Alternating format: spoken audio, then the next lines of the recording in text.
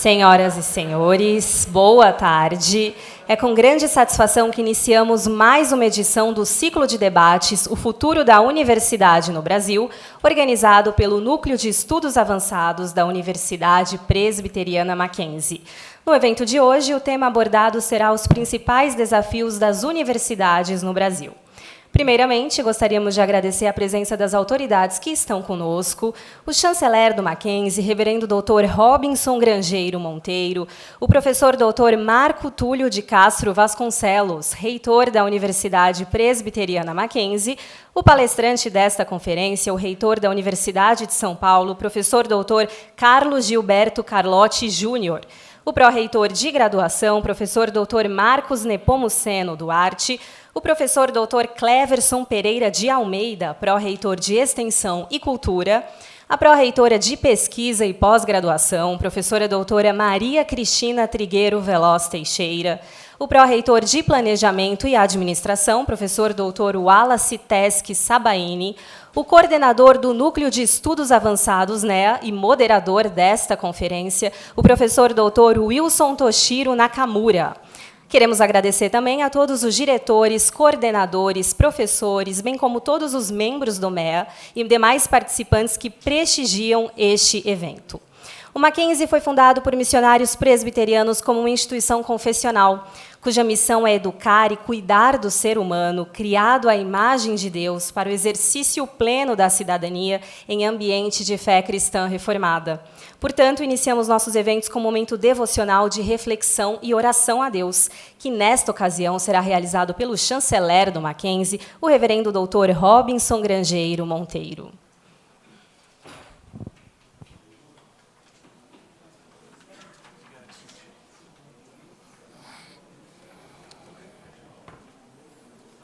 Senhoras e senhores, queridos professores, gestores da nossa querida Universidade Presbiteriana Mackenzie, em nome da chancelaria, eu gostaria de saudar a todos, mas especialmente na pessoa do nosso magnífico reitor, Dr. Marco Túlio de Castro Vasconcelos, que estendeu à chancelaria esse honroso convite para estar aqui nessa ocasião muito especial. Gostaria de, nesse momento, também saudar o nosso palestrante de honra, professor Dr. Carlos Gilberto Carlotti Júnior, que nos dá a honra de estar aqui conosco e trazer-nos a reflexão de um tema tão pertinente, tão relevante.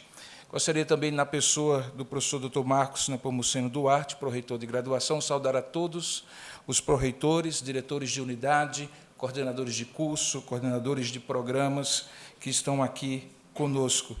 E faço isso também na pessoa do coordenador do Núcleo de Estudos Avançados e moderador desta conferência, professor Nakamura. Também me fico bastante tocado pelo convite que me foi estendido. Segundo Santo Agostinho, no seu clássico A Cidade de Deus, no tomo 2, ele diz que dois amores erigiram na história duas cidades, Babilônia e Jerusalém.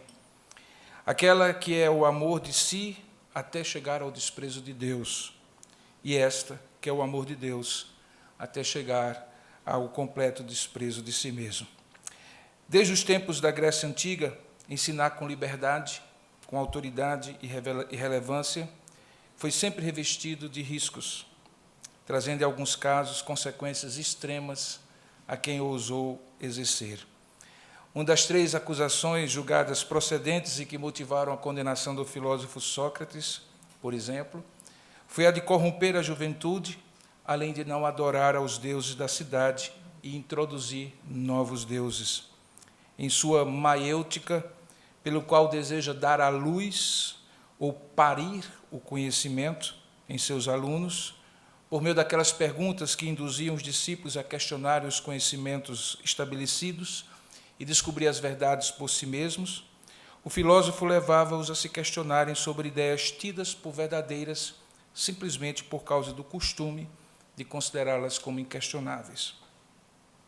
Jacques Le Goff, no seu clássico, que em português foi lançado em 2006, Os Intelectuais na Idade Média, em seu levantamento histórico da origem das universidades na urbe medieval da Europa, Apontou para escolas como oficinas de onde devem ser exportadas ideias, como mercadorias.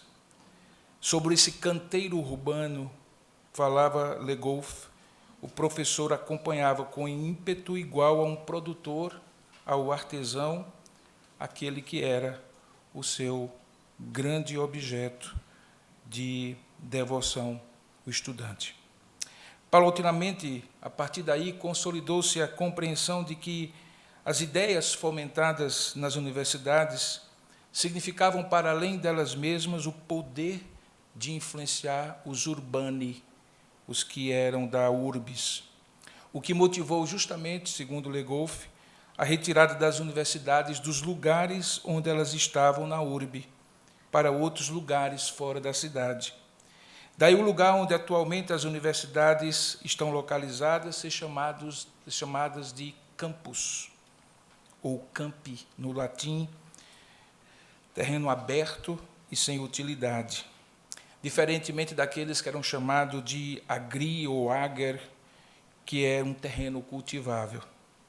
O objetivo claro daquele deslocamento foi justamente isolar as pessoas que estavam nas urbe da influência das ideias universitárias. Que tolice! Portanto, discutir a liberdade de ensinar e de aprender é tratar, além do direito da educação, ao inegável poder da influência da educação e do educador sobre as mentes e os corações de seus estudantes e da sociedade por meio da formação desses educandos. Nesse sentido, é que não poderia ser mais peculiar, no caso do Mackenzie e de algumas outras grandes universidades do mundo, inclusive a USP, o fato de que o nosso campus nem está fora, isolado da cidade, nem fez a cidade orbitar ao campus. Essas duas relações de isolamento e antagonismo entre a cidade e a universidade, e a outra de cooptação da cidade pela universidade, tem aqui no Mackenzie certamente o seu ponto de equidistância. Isso fica claro tanto na localização e a relação que a instituição tem com a cidade de São Paulo, como com a missão que o Mackenzie se propõe cumprir. No primeiro aspecto, como eu tenho sempre falado, a relação de São Paulo com o Mackenzie e vice-versa, sempre de bom alvitre lembrar que é como a de um filho ilustre dessa cidade, que quando nasceu, em 1870, tinha apenas 20 milhões ou 20 mil habitantes e não os 20 milhões atuais. O Mackenzie, então, cresceu, amamentando nos seios generosos dessa cidade e devolvendo a ela gerações e gerações de profissionais e de cidadãos. Cidadãos que são a contribuição social incluída em nossa missão de educar e cuidar do ser humano criado à imagem de Deus para o exercício pleno da cidadania em ambiente de fé cristã reformada. Por isso, Mackenzie encarna o espírito protestante presbiteriano de servir a urbis, de não vê-la como rival, nem a nenhuma das parceiras nesse propósito de educar, como de fato elas são parceiras. Isso me faz lembrar, chegando ao fim da minha fala, para que o nosso palestrante tenha todo o tempo que lhe é devido, daquilo que os Provérbios de Salomão, filho de Davi, o rei de Israel, introduziu naquele livro da sapiencial sabedoria judaica, quando ele diz que para aprender a sabedoria e o ensino, para entender as palavras da inteligência, para obter o ensino do bom proceder, a justiça, o juízo e a equidade, ou seja, a ética, para dar aos simples prudência e aos jovens conhecimento e bom siso, é preciso que o sábio ouça e cresça em prudência, e o instruído adquira habilidade, para entender provérbios e parábolas, as palavras e enigmas dos sábios, mas, acima de tudo, para compreender que o temor do Senhor é o princípio da sabedoria, e só os loucos desprezam a sabedoria e o ensino. É com essas palavras que eu saúdo o nosso palestrante e trago essa reflexão para que juntos USP e Mackenzie possam caminhar de mãos dadas para um futuro desafiador para as universidades, que em outros horizontes tem enfrentado muitos desafios da pós-modernidade, de um mundo digital, que muitas vezes reveste tesouros com vasos de barro, e que valorizam o barro mais do que o tesouro. No nosso caso, o tesouro de inestimável valor, cuja cobertura, acesso, instrumentação e capilaridade pode ser a tecnologia mais avançada, as abordagens mais atuais, as metodologias mais pertinentes, mas jamais poderá substituir o cerne do que é a verdadeira educação para a cidadania, que começa no temor a Deus como Criador de todas as coisas, passa pelo amor a este Deus e pelo amor ao próximo, na missão de educar e cuidar do ser humano criado justamente à imagem desse Deus. Que Deus venha nos abençoar com a palavra que nos será trazida, que certamente, se formos sábios, ouviremos, porque cresça o sábio na capacidade de ouvir e aprender. Que Deus nos abençoe. Amém. Gostaria de convidá-los, sem nenhum constrangimento, àqueles que, nas suas crenças ou na ausência delas, possam eventualmente se abster desse momento, a convidá-los a orar e pedir a bênção de Deus por esse momento, como é nosso costume na nossa universidade. Ó Deus amado e querido Pai, nós louvamos por esse momento muito singular, em que o núcleo de estudos avançados da nossa universidade nos proporciona, ao trazer Dr. Carlos a estar aqui conosco, para nos desafiar, compartilhando o conhecimento, mas, acima de tudo, a experiência de uma grande universidade, na qual, de alguma maneira, nós nos espelhamos, não concorremos, somos parceiros de um destino muito desafiador, mas que certamente o Senhor nos dará sabedoria para enfrentá-lo com a missão única de educar e cuidar. Pedimos que todo esse evento seja conduzido para a glória do Teu nome, e que em tudo, ó Deus, nós sejamos enriquecidos pelo conhecimento e pela lembrança que o temor do Senhor é o princípio de toda a sabedoria. É assim que nós te oramos e te agradecemos por esse privilégio. Em nome de Jesus. Amém. Muito obrigado.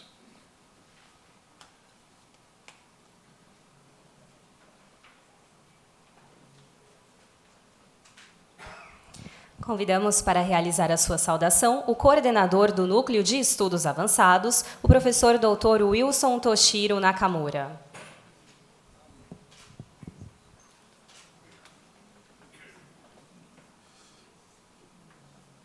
Queria agradecer a presença de todos, queria saudar o nosso magnífico reitor, professor Marco Túlio, saudar também as autoridades presentes aqui do Mackenzie, os pró-reitores, diretores de unidade, coordenadores de cursos de outras áreas também, professores, muitos professores aqui presentes, e até mesmo alunos. Estou vendo aqui alguns alunos nossos aqui também presentes, prestigiando esse evento, contando hoje com a presença ilustre do professor Carlotti, magnífico reitor da USP.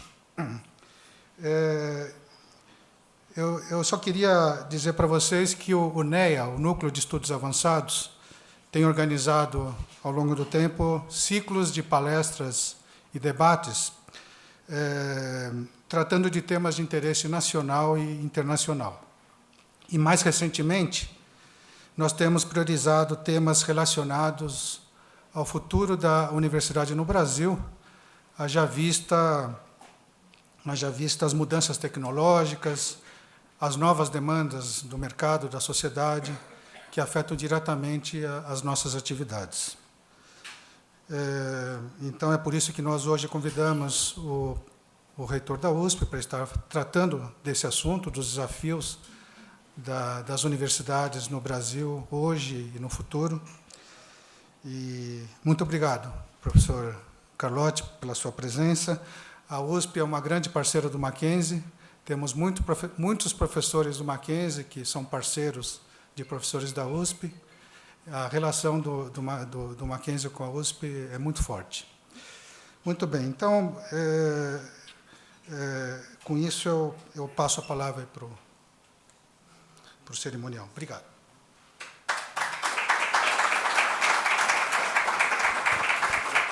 Neste momento, convidamos para realizar a sua saudação o reitor da Universidade Presbiteriana Mackenzie, professor Dr. Marco Túlio de Castro Vasconcelos. Muito boa tarde a todos. É com muita satisfação que nós vos recebemos aqui neste evento promovido pelo NEA. Muito obrigado pela presença, cumprimentando aqui. Todas as autoridades já foram citadas aqui. Sintam-se abraçados. Cumprimento o Rubeno Robson, parabenizo pela sua fala. Também quero me dirigir ao nosso palestrante, o reitor Carlotti, agradecendo imensamente pela sua presença aqui. Sinta-se em casa, abraçado aqui por toda a comunidade acadêmica da nossa Universidade Presbiteriana Mackenzie. De fato, nós somos muito próximos. Eu sou egresso também da USP, o Nakamura também, a professora Diana, que está aqui, é professora emérita da FEFELESH, não é isso? E nós temos tantas outras pessoas aqui que têm vínculos muito antigos. Então, vamos direto ao assunto, como já diz o programa, para ouvir o palestrante. Espero que esses momentos aqui eles tragam contribuições, contributos para nossas reflexões, que nós devemos fazer o tempo inteiro, não é? Então, acho que o NEA tem sido assim muito sábio na escolha de pessoas e dos temas. Eu aqui quero cumprimentar o professor Nakamura e todo o núcleo que tem agido com muita coesão. Muito obrigado, então, pela atenção. Desejo a todos uma tarde excelente. Obrigado.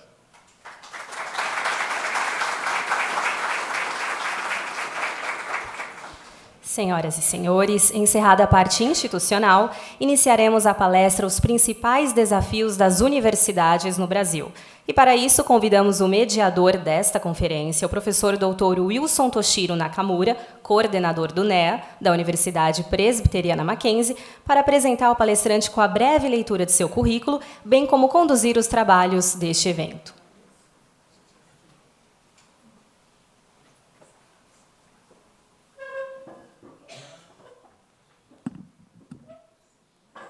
Eu vou fazer aqui a leitura do currículo do professor Carlotti.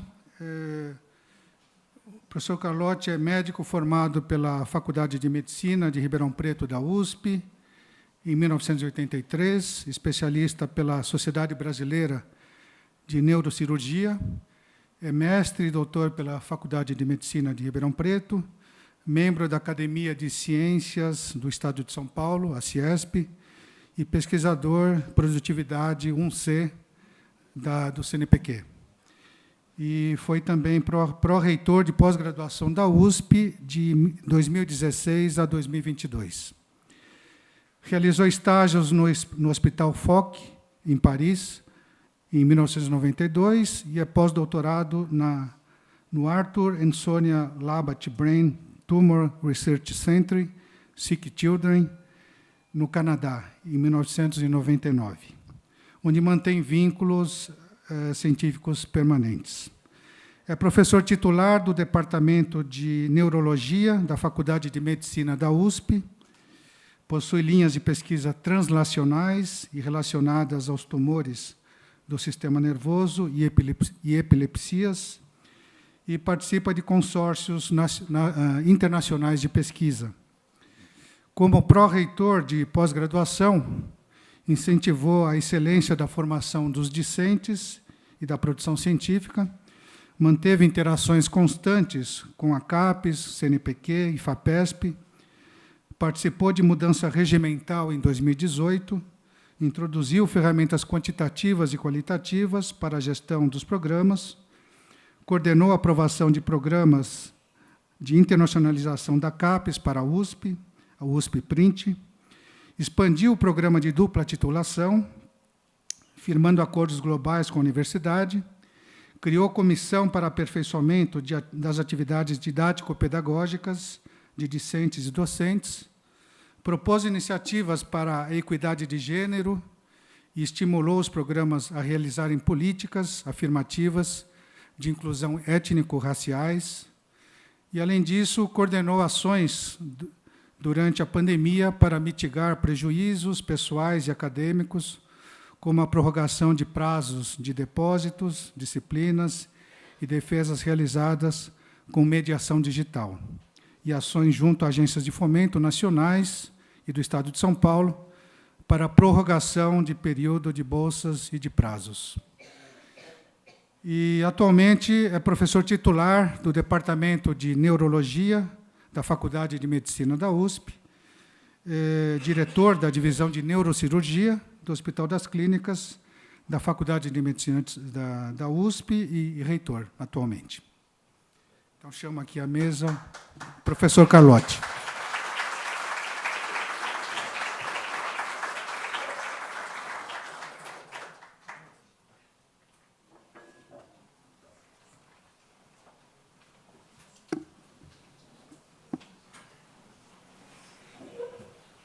Acho que esse é o melhor currículo já apresentado em alguma reunião completa. Não sei de onde vocês arrumaram, mas está bem completo. Bom, eu queria saudar o chanceler do Mackenzie, o reverendo Robson Monteiro. Gostaria de saudar o magnífico reitor do Mackenzie, o professor Marco Túlio. E gostaria de saudar o professor Marcos, a Maria Cristina, o Cleverson, o Wallace e o Wilson Nakamura, pelas pró-reitores e coordenador do Núcleo de Estudos Avançados, respectivamente. Bom, é um prazer estar aqui no Mackenzie. Quando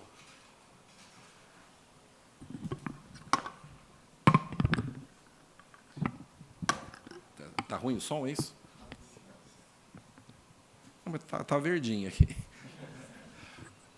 Bem, desde os meus tempos de FUVEST, de graduação, as grandes escolas eram Mackenzie, FAAP, USP, Santa Casa. Então, eu tenho um vínculo de memória do Mackenzie, de qualidade de memória, desde os meus tempos de cursinho, porque alguns colegas vieram para o Mackenzie, prestaram o Mackenzie, fizeram faculdade aqui. Então, fica essa memória afetiva de longo prazo e de longa duração também. Obviamente, como vocês viram, mesmo no meu currículo, eu nunca tive nenhum cargo nacional, nenhum cargo que eu pudesse ter uma visão completa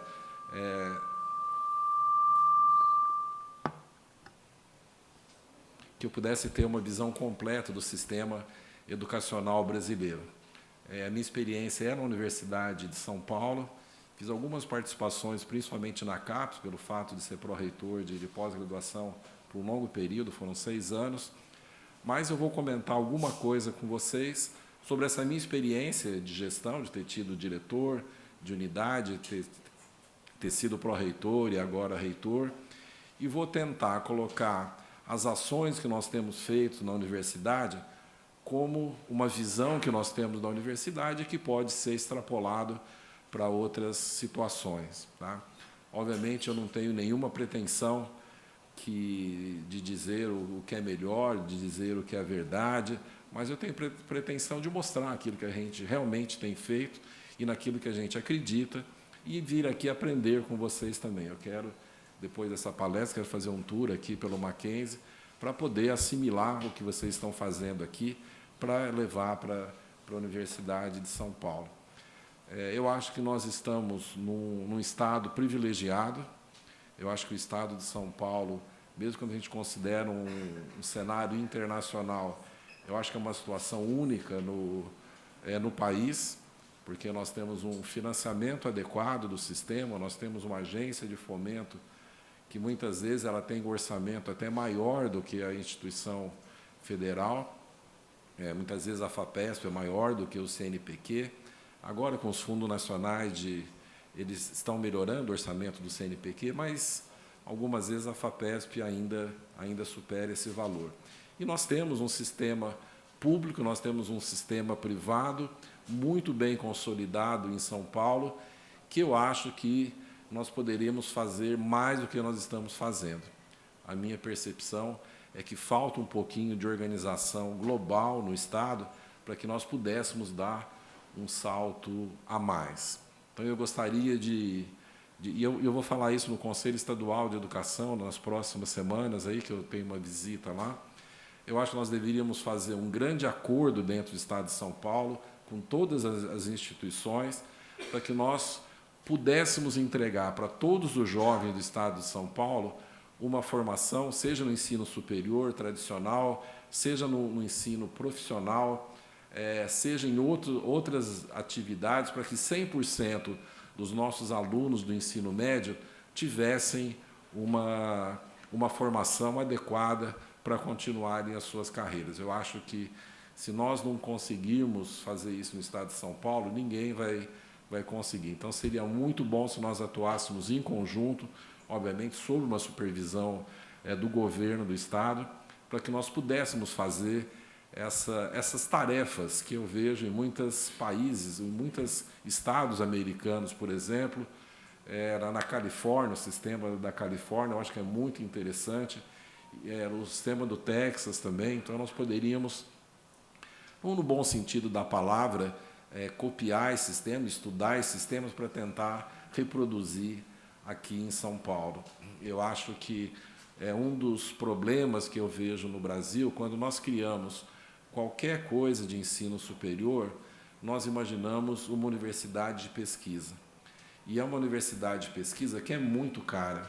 Eu sei que a Universidade de São Paulo, assim como o Unicamp e o Unesp, não dá para você replicar esse modelo para centenas de alunos. Hoje nós temos, ingressando na USP, ao redor de 11 mil alunos, somando o Unesp e o Unicamp, deve dar mais 11 mil alunos, Centro Paula Souza, talvez uns 20 mil alunos, isso 40 mil alunos no total. Mas nós formamos mais de 450 mil alunos no ensino médio público. Então, assim, são números muito diferentes que nós precisamos oferecer para esses alunos outras opções. E eu acho que o ensino profissionalizante é uma opção bastante interessante, e acho também que nós poderíamos ter universidades públicas voltadas ao ensino, e não somente à pesquisa, como é a nossa tradição, porque ela fica muito caro, o custo do aluno, não dá para a gente triplicar, quadruplicar o ensino público e o ensino superior público em São Paulo. Então, eu acho que nós devemos ter outras formas. E se nós tivéssemos todo mundo numa mesma mesa, fazendo uma discussão, cada um com o seu papel, cada um dentro da sua área de expertise, eu acho que a gente conseguiria oferecer para o Estado de São Paulo uma visão melhor, uma visão mais integrada, em que os alunos tivessem uma possibilidade real de procurar qual é o seu desejo de formação, qual que é o seu papel que ele entende que vai ser depois do ensino médio para ser formado. Então, fica aqui quase que um chamamento para nós trabalharmos em conjunto. Eu vou fazer essa proposta no Conselho Estadual de Educação, e se eles toparem fazer isso daí, certamente eles vão poder contar com a Universidade de São Paulo para nós buscarmos um modelo para atender esse Estado. Eu acho que o grau de maturidade que nós temos já nos permite fazer esse tipo de abordagem. Mas vamos ver como que acontece. Eu conto com o apoio de vocês, se realmente isso acontecer, para nós trabalharmos em conjunto. A Universidade de São Paulo ela foi fundada em 1934, a partir de algumas escolas que já existiam. Então, Escola Politécnica, Faculdade de Direito, Faculdade de Medicina, a Exalc, lá em Piracicaba, Luiz de Queiroz, Faculdade de Odontologia, Faculdade de Veterinária, e foi criada a FEFELESH para fazer esse amálgama entre todas as unidades e termos ciências básicas e também termos filosofia, sociologia. Então, por isso foi criada a universidade. Então, nós consideramos 34, porque a partir daí ela foi universidade.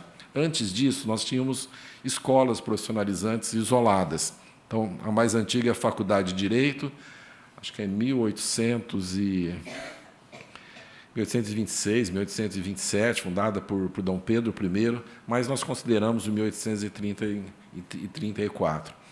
Eu falo por isso porque foi uma universidade criada muito moderna. Quando vocês olham os documentos de criação da universidade, agora, como celebrou 90 anos, eu fui estudar todos os documentos formadores da universidade, ela foi formada com espírito moderno. Para vocês terem uma ideia, a FEFELESH ela foi criada para todos os alunos de todas as universidades, de todas as escolas, começarem pela FEFELESH, fazendo quase que um college americano, e depois você iria para a sua unidade. Então, você começaria pela FEFELESH, faria todas as ciências básicas, faria sociologia, faria filosofia, para depois você ir para para a sua unidade. E hoje nós consideramos isso moderno. Mas só que ao invés de seguir essa trilha, nós infelizmente seguimos uma trilha de divisão. Então nós somos tirando unidades da FEFELESH, então física, psicologia, química, e nós perdemos essa união. E hoje nós procuramos, como eu vou comentar com vocês, procuramos voltar a esse tipo de abordagem. Mas o tempo foi esse, a situação foi essa, e agora a gente precisa trabalhar a partir do momento que nós estamos agora. Não adianta eu olhar para 34 e ficar reclamando de que aconteceu alguma coisa que não deveria ser. Mas eu acho que nós tivéssemos mantido aquele espírito da formação da USP, talvez hoje nós tivéssemos uma universidade ainda melhor do que nós temos hoje. Obviamente, nós temos uma organização, acho que muito parecida com aqui do Mackenzie. Nós temos uma pró-reitoria de graduação, uma pró-reitoria de pós-graduação, uma pró-reitoria de cultura e extensão, uma pró-reitoria de pesquisa e inovação, uma pró-reitoria de inclusão e pertencimento, e nós temos uma área administrativa, que não é uma pró-reitoria, e o que nós chamamos de codagem. Então, eu vou procurar falar para vocês o que nós estamos fazendo em cada uma área dessas, que eu acho que isso vai mostrar a visão que nós temos da universidade. Então, eu começo pela graduação. A graduação, apesar de eu ter sido pró-reitor de pós-graduação, e alguns acharem que eu estou traindo as minhas origens, mas a graduação eu acho que é o mais importante que nós temos na universidade. É assim que a sociedade nos vê, são os profissionais que nós formamos para a sociedade, a qualidade desses profissionais, que são os nossos maiores embaixadores. Então, eu tenho dado muita ênfase na graduação, porque eu acho que é a partir daí que você faz o restante. Se você deixar a graduação desprotegida, eu acho que fica muito ruim, porque as outras pró-reitorias elas têm uma certa proteção. Então, eu tenho a CAPES na pós-graduação, eu tenho a FAPESP na pesquisa, mas a graduação depende de ações internas da universidade. E o que eu vejo na graduação? Eu vejo o jovem se afastando um pouquinho da universidade.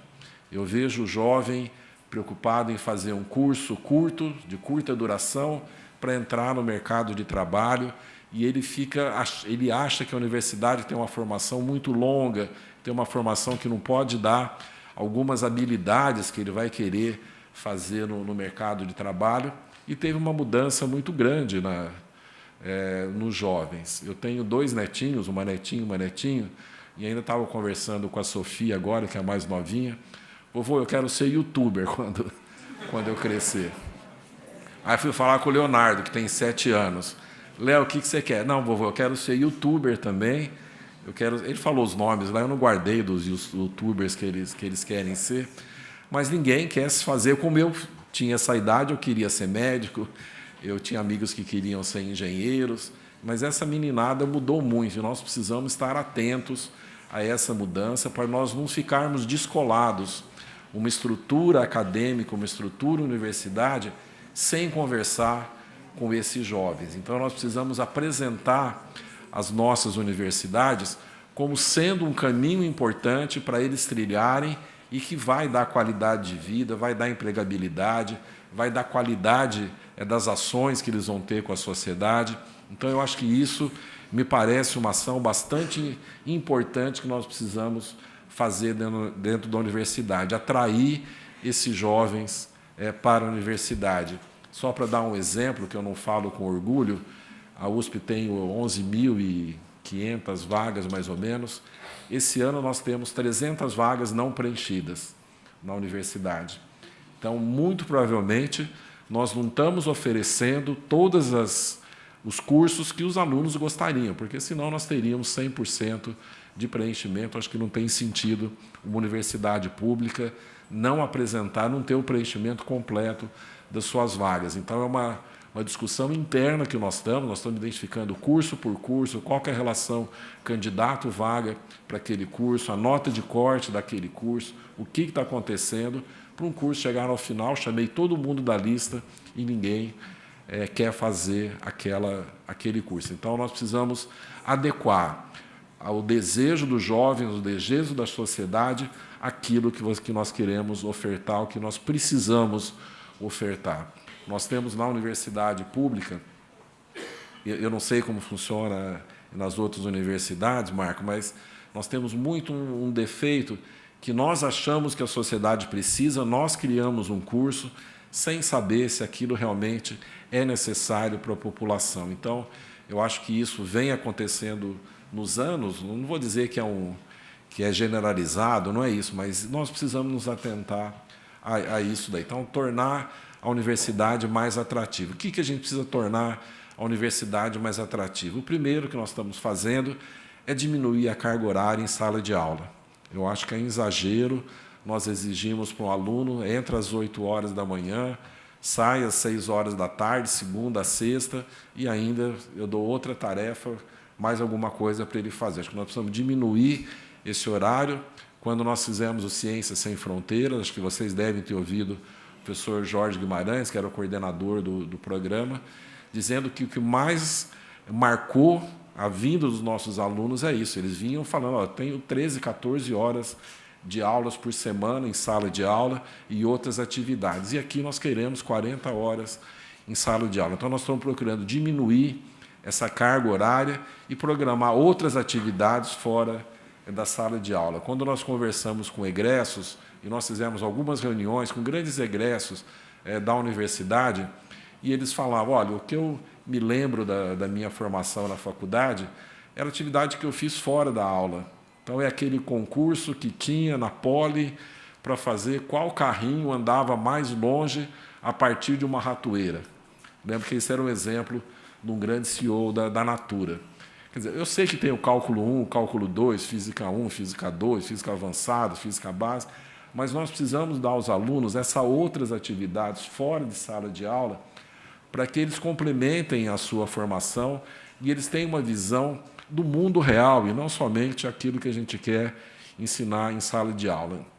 Aqui entrando, o professor de engenharia, que eu não guardei o nome, estava falando sobre o hackathon que vocês fizeram, acho que esses últimos dias, com 41 empresas nacionais e internacionais, com 2.000 alunos, se eu não estou enganado. Então, esse tipo de atividade que a gente quer fazer. Então, o que nós estamos fazendo? Então, nós fizemos uma grande chamada para todas as unidades, façam um diagnóstico da sua graduação, façam propostas para mudar essa graduação, aquilo que vocês precisarem de apoio, a reitoria garante que nós vamos dar o valor financeiro para vocês fazerem aquelas modificações. Então, modificar a sala de aula, mudar laboratório, fazer lab maker em várias situações, melhorar nossas bibliotecas, tirar aquela biblioteca que é um repositório de livros para ser um ambiente agradável, para ter uma cantina na biblioteca, para eles poderem fazer barulho na biblioteca, poderem sentarem, poder ter uma tela de TV distribuída pela biblioteca. Eu acho que isso eu estou cobrando de todas as unidades. Agora, dia 5, eu vou receber toda a lista, mas já está reservado um dinheiro para eu fazer todas essas modificações em relação à graduação. Sala de aula, não pode mais ser aquela sala de aula que tem uma cadeira atrás da outra, cadeira que não movimenta, você não pode fazer núcleos diferentes, grupos de alunos diferentes, fazendo lab making em todas as unidades, fazer salas de projetos também em cada unidade, para dar liberdade para esses alunos terem uma tarefa, terem uma missão, terem uma atividade, inclusive com pessoas fora da universidade, para eles poderem fazer a sua graduação. Eu acho que é um desafio grande, porque existe, eu acho que aqui deve existir também, acho que faz parte do ser humano, uma resistência muito grande a mudanças. Então, mas por que eu vou mudar o jeito de eu ensinar? Se faz 30 anos que eu formo médico, e eu formo médico com qualidade, eu formo engenheiro com qualidade. Mas se nós pensarmos isso, certamente uma hora nós vamos estar desatualizados. Então, não dá para a gente continuar com essa formação. E eu sinto que existe uma... Primeiro nós tentamos fazer aí um convencimento de todos que isso precisa ser feito. Porque não adianta você ir de cima para baixo e falar amanhã vai ser de certa forma, que a resistência é muito grande e volta tudo atrás. Então, primeiro foi um convencimento com diretores, com chefes de departamentos, e agora nós estamos operacionalizando essas mudanças. E a cenoura que nós estamos dando é a clássica cenoura que, desde o começo da humanidade, é o dinheiro. Quer dizer, então, quem fizer as modificações vai ganhar verba para poder fazer aquelas suas propostas. Aquele que não quiser mudar, fica naquilo lá, é difícil a gente mudar, mas eu sinto que existe um ambiente para fazer mudança. A Escola de Engenharia de Lorena, que é uma das unidades mais novas, nós vamos fazer um investimento de 8 milhões nos seus laboratórios de graduação para eles poderem fazer essas modificações que nós estamos pedindo. A Faculdade de Direito, nós que eu digo foi o governo do Estado. Nós vamos pagar, mas o governo do Estado desapropriou um prédio que existe na frente do Largo de São Francisco. Se a faculdade estiver nas minhas costas, eu na frente da faculdade, olhando à direita, Escola do Comércio, Escola de Comércio. Então, aquilo já foi desapropriado para a gente aumentar a área dos alunos, porque no direito, o aluno entrava, tinha aula e ia embora. Não dá para formar um advogado com essas formações. Vamos fazer na rua de trás uma grande biblioteca, onde tem aquela passarela, do lado vai ter uma grande biblioteca nesse espaço moderno, uma biblioteca digital, uma biblioteca para atender os nossos alunos. Então, nós estamos procurando fazer isso em todas as nossas unidades, com foco nessas mudanças. Mas não ganha o dinheiro quem não fizer modificações estruturais no curso de graduação. Se for para manter como era, então fica do jeito que está. Agora, quem quiser mudar, nós temos condições de fazer um aporte. Então, isso na graduação. Em relação à pós-graduação, existe mais ou menos a mesma preocupação com a graduação, o distanciamento dos alunos. Então, quando nós olhamos em períodos de intervalo de 5, 10 anos, o número de ingressantes na pós-graduação está diminuindo. Isso não é só da pandemia.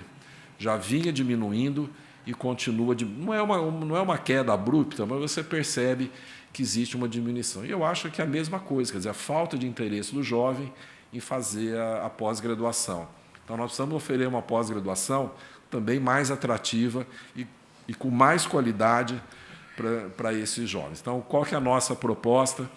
E nós vamos levar para a CAPES na semana que vem, já tem uma certa possibilidade de ser aceita essa proposta, nós vamos fazer um projeto piloto, porque quais são os achados que nós temos?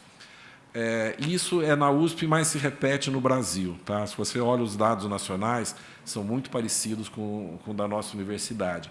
O tempo de formação médio, 9,5 anos. Quer dizer, 9 a 10 anos para o aluno que entra no mestrado e termina o doutorado. Então, ele fica 2 anos, 2 anos e meio do mestrado, tem um intervalo ao redor de 1 ano e meio, depois faz o doutorado. Então, ele vai e uma entrada muito tardia no sistema também. Então, os números da USP, os números do Brasil, mostram os alunos se formando com 38 anos. Agora, nós fizemos uma grande contratação na universidade. A idade média dos ingressantes, então, a pessoa que entrou na universidade, com 42 anos. Então, ele acaba o doutorado com 38, faz um pós-doc, faz alguma coisa, espera o concurso, faz um concurso e entra com 42 anos. Eu estava brincando com os colegas outro dia que, se você fizer uma pesquisa no Prêmio Nobel, a ideia do Prêmio Nobel geralmente surge entre os 30 e 40 anos. Depois ele vai ganhar mais velho, mas a ideia surge em 30 e 40 anos. Então, a chance da USP ganhar o Prêmio Nobel é muito baixa, porque já está entrando com 42 anos, ele já teve a ideia ou não teve ideia antes de entrar na universidade. E eu acho que isso vale para o Brasil inteiro. Então, a gente precisa trazer esses alunos. A entrada na universidade americanas, eu não sou fã dos Estados Unidos em tudo, não, mas tem alguns pontos que eu acho interessante. 31 a 32 anos. Então, é quase 10 anos mais novo do que um professor entra aqui no Brasil. Será que nós estamos certos? E os Estados Unidos faz uma ciência de segunda linha? Eu acho que não é por aí. Nós precisamos aprender, porque quando você vai na Europa, a mesma situação. Um aluno se forma na Europa, com aquele modelo de Bolonha, ao redor de 28 anos, ele se forma no doutorado, porque o mestrado foi trazido para a graduação, ele faz o doutorado. Quer dizer, será que o europeu é mais inteligente do que o brasileiro? Aqui nós precisamos ficar 10 anos a mais para formar esse aluno. Então, nós estamos fazendo algumas propostas de diminuir esse intervalo, e não é nenhuma coisa, uma novidade, não, que já se faz no Reino Unido, por exemplo, há alguns anos. O aluno entra no mestrado, faz um qualifying no final desse mestrado, se ele tiver apto, ele já vai para o doutorado, e durante esse primeiro ano, ou ele faz disciplina, ou ele faz o projeto dele, intensifica esse primeiro ano de doutorado e se qualifica para fazer o doutorado. Então, eu acredito que isso possa melhorar a utilização do nosso dinheiro, diminuindo a verba do mestrado, as bolsas de mestrados, e jogando uma bolsa de pós-doc ou jogando uma bolsa de taxa de bancada para o aluno de doutorado. Na universidade, nós temos cerca de 5.300 professores, não são mais do que 2.000 que têm projeto ativo de financiamento, seja CNPq, seja FAPESP, sejam outros projetos. Então, nós temos um número grande de professores que têm alunos, mas não tem projeto em andamento. Esse aluno ele fica esperando, não tem dinheiro, espera que, não, se daqui a pouco vai arruma projeto de outros colegas e empresta financiamento. Então, se o aluno tiver uma taxa de bancada para ele fazer o projeto dele, eu acho que aceleraria e daria qualidade nos projetos de doutorado. Eu acho que é difícil você encontrar no mundo um país que invista tanto dinheiro no mestrado e tão pouco dinheiro no pós-doutorado. Então, vocês citaram aqui o Sick Children, que eu fiz o meu pós-doc. Eu tinha colegas de doutorado e colegas de pós-doutores. Tinham 6 ou 7 pessoas no laboratório bastante ativo, mas eram pessoas que estavam ali produzindo com dinheiro, com projeto, tinham o seu financiamento, e a coisa andava bem. Muitas vezes eu vejo aqui que nós somos muito lentos na formação, sem se preocupar com o financiamento, e, no final, nós temos uma formação do aluno que poderia ser melhor. Quer dizer, a qualidade do nosso aluno é excelente, nós não ficamos atrás de alunos nenhum. Quando os nossos alunos vão para o exterior, eles têm um desempenho fantástico, eles gostam de ter alunos brasileiros em laboratórios internacionais, mas eu acho que nós podemos fazer esse doutorado, não é acelerado, nós utilizamos intensificado. Então, não é diminuir a qualidade, eu não quero tempo, eu quero qualidade ao final do doutorado. Então, provavelmente, nós vamos começar pelos programas 6 e 7. Nós temos na UFSC cerca de 110 programas 6 e 7. Se pelo menos metade aderir esse projeto, eu acho que já tem um N importante, já dá para fazer e mostrar se isso realmente vai ter o que a gente quer. E, junto com esse projeto, nós queremos dar algumas vertentes da formação do aluno, não só a formação acadêmica. Eu acho que nós estamos procurando dar a esse aluno noções de empreendedorismo, possibilidade de outras atividades que não seja a formação do professor tradicional, no Plano Nacional de Pós-Graduação. Na verdade, nos últimos 2 planos nacionais, isso já aparecia, isso já foi citado, e eu acho que nós precisamos intensificar. O aluno ele faz pós-graduação para melhorar a sua qualificação profissional, para buscar uma outra atividade que ele não teve na graduação, para ele se tornar um empreendedor ou para se tornar um professor de ensino superior. Mas não podemos colocar nas possibilidades de formação dele somente formação de professor de ensino superior. Nós não podemos ter um sistema que só nos retroalimenta. Ele precisa falar com a sociedade e poder formar pessoas que tenham atividades com a sociedade, fazer atividades de políticas públicas, e dentro dessa nova pós-graduação, nós estamos querendo que, pelo menos 6 meses, o aluno tenha alguma atividade fora da universidade. Então, se ele estiver fazendo o estudo de planejamento urbano, que ele fique numa prefeitura, que ele fique numa empresa que faz planejamento urbano, para ele ter esse contato, não só o conhecimento dentro da universidade, mas fora da universidade também. Pode ter um orientador, pode ter alguém, um supervisor, fora dessas atividades, mas que nós conversemos mais com a sociedade do que nós temos feito.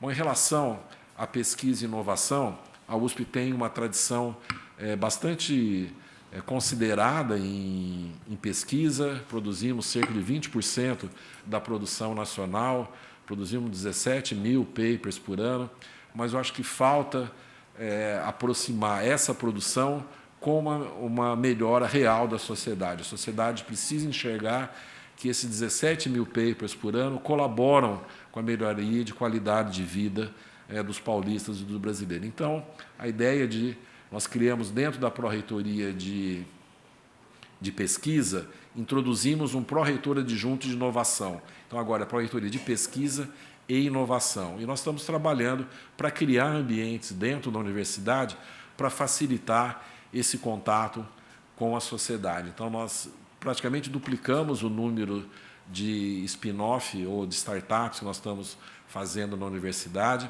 Vamos inaugurar, provavelmente no começo do próximo ano, um grande centro de inovação, nós estamos chamando Centro Internacional de Inovação, e ali nós vamos ter empresas também colaborando no desenvolvimento de projetos dentro da universidade. Então, não é mais eu faço uma pesquisa, coloco aquela pesquisa na prateleira e alguém vai lá comprar se tem interesse ou não dentro daquele produto. Esse esquema não funciona mais, nós queremos fazer uma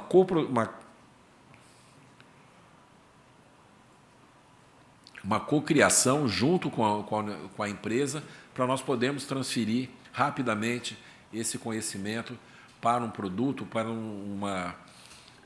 uma política pública, para qualquer outra iniciativa que chegue mais rápido para a sociedade. Acho que tem sido uma iniciativa bastante interessante, a sociedade tem respondido bastante bem essa iniciativa, Fiesp, Governo do Estado, então eu acredito que isso é um caminho para a pesquisa trabalhar bastante com inovação. Temos uma inovação na área da saúde, o Inova HC, que é coordenado pelo professor Giovanni Thierry, que também precisa ser feito, porque grande parte da balança comercial negativa do Brasil é devido a equipamentos da área da saúde. Tá? Então, insumos de saúde, equipamentos. Então, o Brasil precisa investir e nós temos condições de trabalhar nessa área. Já temos pessoas formadas, eu acho que durante a pandemia vocês devem se lembrar que a Escola Politécnica desenvolveu um respirador com menos de 60 dias. Então, nós mostramos que nós temos capacidade de fazer essa atividade, agora precisamos nos colocar à disposição e com contato com a sociedade, com empresas, com financiamento que possam levar essas pesquisas adiante. Eu acho que a possibilidade de nós termos startups na universidade é bastante interessante. Eu me lembro que, como pró-reitor ainda de pós-graduação, eu fui na Exalc é a Escola Luiz de Queiroz de Agricultura em Piracicaba, e fui falar para os alunos que nós íamos fazer atividade de formação de professor, que nós gostaríamos que eles dessem bem aula. Um aluno levantou: professor, o senhor está no lugar errado. Aqui nós queremos empreendedorismo. É isso que nós queremos. Nós não queremos ser professor, nós queremos abrir empresa, nós queremos fazer drone, nós queremos fazer mapeamento, nós queremos fazer um monte de coisa diferente. E falei, tá bom. Voltei para casa, estudei e voltamos com novas propostas, essas que eu estou dizendo para vocês. Então, isso acho que é isso na inovação. Na pesquisa também, nós estamos fazendo duas iniciativas que eu acho bastante interessante. Uma, obviamente, nós vamos ter a pesquisa tradicional, feita pelo professor, feita por alguns grupos de pesquisa, não vamos abandonar essa pesquisa. Nós estamos criando centros para fazer pesquisa, assim como as universidades internacionais estão fazendo. Então, nós já criamos 7 centros para estudo da Amazônia, para estudo de inteligência artificial, para estudo de 2 centros de agricultura, um para nós tratarmos da agricultura tradicional, criando um selo verde para os nossos produtos, em que você vai identificar no selo onde ele foi produzido, se tem agrotóxico, se não tem agrotóxico, qual trator que fez aquilo lá, se ele fez no horário certo, se não fez, se aquela produção está próxima de uma área de proteção ambiental, se o rio foi protegido, se os trabalhadores envolvidos naquela produção eles tinham respeitado todos os seus direitos trabalhistas. Então, nós vamos criar com a Embrapa esse selo verde e o governo é que vai organizar, nós vamos ficar como corpo técnico atrás do selo. Então, isso é uma atividade, e outro centro de agricultura vai fazer proposta de fixação de carbono, seja na agricultura, seja na pecuária, seja no reflorestamento. Então, nós vamos fazer primeiro um grande levantamento no Brasil de quanto carbono tem no solo, nas plantas e no ar. Com isso, sair de uma linha de base para poder fazer algumas atividades para ver se realmente nós estamos sequestrando carbono com esse. Então, é um grupo de pessoas que está trabalhando com o apoio da FAPESP, com o apoio de empresas também, como a Shell, e eu acho que isso vai ser um grupo bastante interessante. Temos um grupo de transição energética que está trabalhando com metanol, que está trabalhando com a transformação do etanol em hidrogênio e outras atividades para produzir essa mudança do etanol para o hidrogênio próprio. O carro, lá tem agora o reformador, né? Vai ter um reformador, um micro-reformador dentro do carro. Então, o que eu estou querendo dizer com tudo isso é que a pesquisa, nós estamos buscando uma pesquisa interdisciplinar, uma pesquisa interunidades, uma pesquisa que responda a perguntas que anteriormente nós não conseguíamos responder só no meu laboratório, só com as técnicas que eu utilizo. Isso foi realizado porque nós temos é bom ter uma universidade tradicional, mas ela é um pouquinho lenta para fazer mudanças. Então, para eu mudar um departamento, para eu mudar uma unidade, às vezes é muito difícil. Então, eu preferi pegar um shortcut, montar esses centros, porque aí ninguém reclama, todo mundo participa, todo mundo tem lá a sua reunião no departamento, faz as suas definições, mas a pesquisa, eu acho que ela está surgindo com um novo modelo. Então, eu acho que isso é interessante. A outra atividade que nós estamos fazendo também é trazer centros internacionais de pesquisa para a universidade. Então, nós já trouxemos o Pasteur, o presidente Macron ele veio inaugurar o Pasteur recentemente, faz 1 mês, 2 meses, e trouxemos também o CNRS, que é o maior centro de pesquisa da França. Ele vai ter um centro aqui no Brasil de pesquisa internacional. Eles têm 2 nos Estados Unidos, um no Reino Unido, um no Japão e um em algum outro lugar. Eles vão trazer um centro aqui. Então, nós vamos ter de 10 a 12 pesquisadores internacionais o tempo todo aqui na universidade pelo CNRS. Eu não consigo levar meus 90 mil alunos para fazer uma internacionalização, mas eu posso trazer centros que o nosso aluno se sinta internacional dentro da universidade. Então, essa é a abordagem para esses centros internacionais. Já temos um acordo com um centro da Inglaterra, um centro da Itália. Eu quero terminar meu mandato reitoral com pelo menos 4 centros internacionais de grande porte dentro da universidade. Aí eu consigo internacionalizar in-house mesmo, não preciso mandar todo mundo para o exterior. Eu acho que o nível da nossa pesquisa vai subir também, junto com esses pesquisadores do exterior, e são centros em todas as áreas do conhecimento. O CNRS, por exemplo, vai ter um centro de humanidades, um centro de estudo de oceanos, um centro de medicina. Então, assim, nós procuramos pegar todas as áreas do conhecimento para não focarmos só em uma determinada área e alavancar uma e deixar as outras sem esse compartilhamento. Eu acho que é uma iniciativa boa, está dando certo, e as instituições internacionais estão respondendo com bastante desejo de vir para o Brasil, Marco. Acho que quando a gente oferece essas possibilidades de trabalhar no Brasil, em algumas áreas, como a agricultura, a Amazônia, biodiversidade, existe um interesse muito grande, mesmo inteligência artificial, área tecnológica. Então, nós temos uma possibilidade de fazer parcerias internacionais bastante interessante. Cultura e extensão. Nós estamos fazendo um movimento, que acho que aí todo mundo está fazendo, de curricularização da extensão. Então, nós estamos buscando colocar na extensão pelo menos 10% da nossa grade curricular de atividade de extensão. É interessante, eu não sei como foi aqui, Marco, mas na USP não foi fácil, não. Mas o que eu vou fazer extensão na minha área? Bom, não é possível que uma determinada área não tenha uma atividade com a sociedade. Mesmo quem procura um planeta no buraco negro, mostra para a sociedade como isso é feito, estimula as pessoas.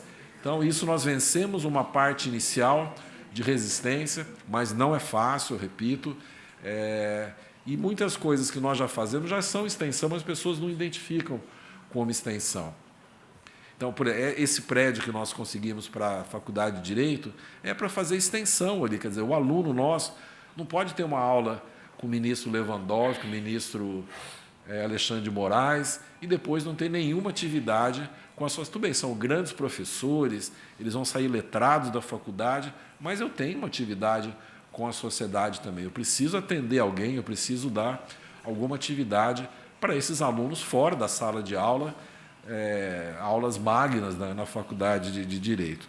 Então, foi difícil, mas estamos conseguindo fazer essas atividades. Acho que está caminhando bem, agora as pessoas já estão aceitando melhor, e isso eu acredito que até o ano que vem isso vai estar estabilizado e nossos alunos vão sair um pouquinho que faz relação com aquilo que eu falei da graduação também. Quer dizer, não pode ficar o aluno dentro da universidade o tempo inteiro sem saber o que está sendo fora, 4, 5 anos, depois eu tenho um choque cultural quando ele sair fora da universidade. Em relação à inclusão e pertencimento, a USP, desde 2011, ela tem feito um programa progressivo de inclusão, tanto de alunos do ensino público, quanto de alunos PPI, pretos, pardos e indígenas. Então, isso foi subindo. Em 2017, nós fizemos um movimento grande de ter realmente cotas. Então, hoje, na USP, 50% das vagas são de escola pública. E, desses 50%, 37% são alunos PPI. Então, isso nós precisamos fazer. Então, isso foi feito em 2017, começou a fazer, as primeiras turmas já foram formadas, e o que nós estamos fazendo agora é fazendo políticas de permanência estudantil. Porque não adianta eu colocar um aluno que tem dificuldade financeira na universidade, que ele não vai conseguir acompanhar. Então, o programa de bolsas, nós subimos de 12% do nosso orçamento de custeio para 18% do orçamento para programas de inclusão. Então, nós temos diversos tipos de bolsas. Nós temos 15 mil bolsas de R$ 800 para todos os alunos. Nós temos bolsas voltadas a atividades de ou graduação, ou pós-graduação, cultura e extensão. São bolsas de R$ 700. Temos alimentação grátis, café da manhã, almoço e janta. Quando eu fiz a minha graduação, como vocês disseram, eu entrei em 78 e me formar em 83. Se fechasse o refeitório por uma semana, não acontecia nada. Todo mundo se virava, tinha algum amigo, tinha alguma coisa, a família ajudava. Hoje, na universidade, se eu fechar um dia, alguém já fica sem se alimentar. Então, não dá para eu ter a mesma posição agora do que os diretores tinham lá em 78. Nós precisamos nos preocupar com essa geração que precisa de apoio, que tem capacidade, que tem potencial, mas precisa de apoio. As medidas da universidade, nenhuma delas teve nenhuma piora com essa inclusão que nós fizemos. Então, hoje nós ganhamos aí o ano passado a 85ª universidade do mundo, 2, 3 semanas atrás, 44 cursos da USP, não são cursos, áreas de conhecimento da USP entre as 100 maiores do mundo. Então, eu falo isso para tirar aquela ideia que muitas pessoas falavam na época, não, se a USP fizer uma inclusão, ela vai diminuir a qualidade. Isso não aconteceu, ao contrário, nós melhoramos a qualidade daquilo que nós fazíamos, porque é mais plural o que nós fazemos hoje. Então, isso é uma pró-reitoria dedicada a essa atividade, tem ido muito bem. Eu acho que a resposta tem sido muito boa dos nossos alunos a esse tipo de política. É claro que quando você faz essa política, as reclamações aumentam, as necessidades aumentam, o reitor é muito criticado, mas eu acho que faz parte, não dá para a gente fugir desse mundo. Se alguém não quiser ser criticado, não vai ser reitor da USP. Escolha outra atividade, porque você é lembrado todo dia, aqui também. Se quiser ser reitor do Mackenzie, isso é tranquilo, ninguém...